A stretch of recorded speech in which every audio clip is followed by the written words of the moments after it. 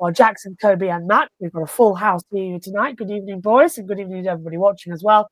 After a couple of days to digest this whole situation, where does Team Penske go from here, and what's your reactions to these firing? I mean, I really do think it's the right move, Josh. We look at not only is it, the exact same team to get caught out a year ago, the same two key players from exactly a year ago. And again, we mentioned just how tied in RP and Penske Entertainment is with this series as a whole. I've talked about this with Ben Schneider and Matt Owens. You don't have the commissioner of the MLB, Rob Manfred, suddenly getting ownership in the New York Yankees and then getting in trouble for juicing up half of its team. This is something that we never see in any other kind of sport. And it's unfortunate that and we saw in the team statement that this is the time that we have to see this rear its ugly head again. I feel like it was either have these two cars not start the 500 or go to team firings. And I think we have a really, really good storyline. That might be a controversial take on my end, but we look at how certain decisions were made after they moved the cars to the back of the field. And I feel like the vibe among the paddock and the fan base was instantly going towards this is not enough. There needs to be something else. So, Kobe, I really do think that this is the right move here. As disappointing as it is for these guys, we talk about how long Tim Cindric has been a name in this paddock, in this team. But, I mean, repeating offense for a guy who's essentially working for the commissioner of the series. It only makes sense for me, guys. And before I get into my answer, going to catch up on the chat here. You see, Amber is probably asking where's Ben at, but Ben is in the chat. He said, "Oh, I'm here." He said, "And where's Stephen A. Smith? I came off vacation." And Adam Limmer said, "This is incredible. Plenty of news before the Indy 500. Should be very interesting on Sunday." And as I said on the Encore show on Monday night, in my rare appearance on that show, I said that if anything, it should be very fun to watch Joseph Newgarden come from the last row of the grid to see if he can carve his way to the very front and try to be the first driver to go 3 in a row in the Indianapolis 500. And Amber said she thinks Roger Penske should resign. And Amber, if you haven't seen his sit-down interview with Jamie Little on Fox Sports, I think that's something you should probably check out, because very interesting interview with Roger Penske. And to his credit, I'm happy he didn't hide from the cameras. He got in front of the camera and he said what he needed to say as the owner of this racing series. And he doesn't look like a guy who plans to be resigning anytime soon. But yeah, really crazy though. See all of this unfold in the last couple of days and so. But I agree with Jackson. I think Roger Penske made the right decision here, because something needed to happen. 2 straight years and you have 2 controversies like this, and you have a paddock who's upset and angry at you. The drivers, team owners, fans upset as well. So something needed to be done here to try to help his reputation here and restore the integrity of the series. And I feel like the only way for this to happen, were to let people go. When you say like the buck stops at me, like the buck stops, with all those people they mentioned, Kyle Moyer, Ron Brzezinski, and Tim Cindric as well. And I think the biggest surprise, is seeing Tim Cindric been let go. Since Tim Cindric, for the longest time, he's been Roger Penske's right hand man. Throughout all his programs in motorsports. Like more recently, Tim Cindric, just stepped back to mainly focus on the IndyCar series.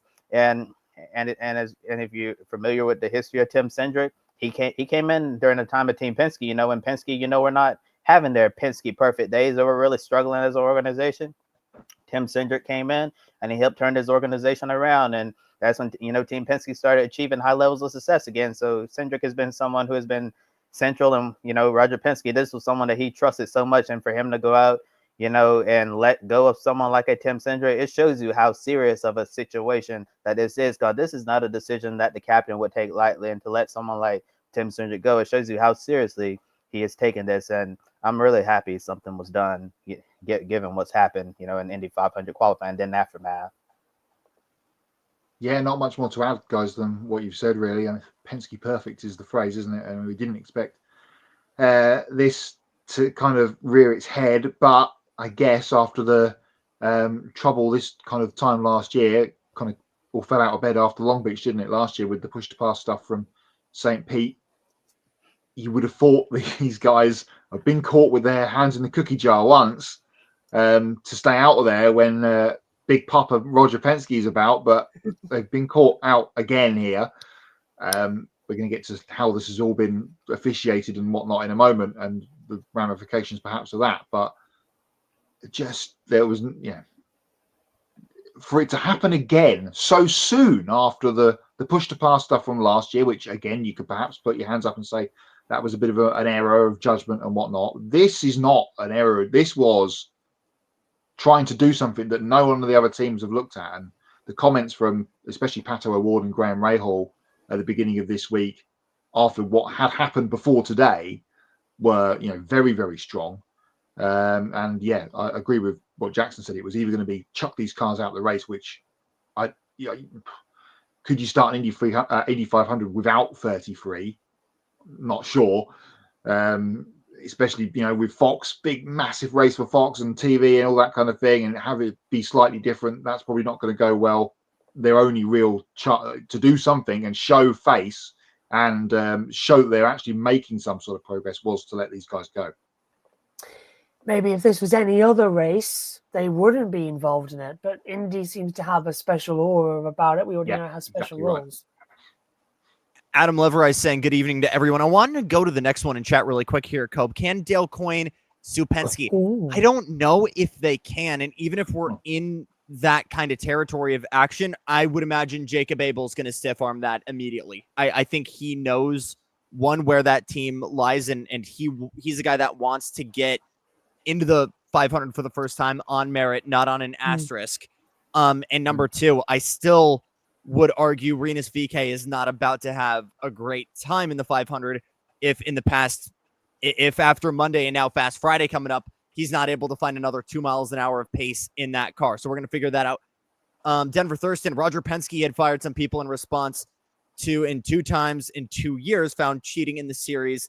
I'm Will Power fan. He and Joseph Newgarden should gone to bump qualifying at least, or disqualified from the race. Yeah, it's been interesting. I think there is another interesting trend we can see in here, Josh, in the fact that Scott McLaughlin not involved in this at all in either of these incidents, as we thank Amber as well for dropping 20 bands on us. That's very, very nice. And thank you very much. Yeah, with Scott McLaughlin, he sort of got lucky, didn't he? Even though he was kind of the one that everybody went, what's going on here? He was sort of like the trigger. And just to remind you folks in chat, that car has been caught with a modified attenuator on it, just not in the moment that, Indy Techs froze the field and had him looked at it. So that is the reason why the 3 car is still starting from the 4th row. Yeah, so he's got very lucky in the fact that he never went through qualifying tech because of that crash. So in many respects, he is the luckiest person to have crashed at Indy because he's kept his grid position. Is that fair? Is that a good position? That, he was caught cheating, but he didn't get a chance to cheat. It's like finding drugs in an athlete's locker, as you said earlier, Jackson, but he hasn't taken them yet. The intent was there. Is the intent to do it like attempted? Like how we've got murder and attempted murder. You've got murder 1 and 2 with the Penskes that have actively gone through tech, actively qualified, and then you've got Joseph Newgarden on an attempted charge. He's still going to charge the attempted. He's got away with it so much now, and now arguably could get in a position to win. Don't forget that he has lost, as you mentioned, Kyle Moyer from his team, so they haven't completely got away from it. But I think I said at the time when all this came out, it was a good job that Scott had the accident on in that morning session because he was kind of out of the way of all the stuff that's happened with the other 2 cars.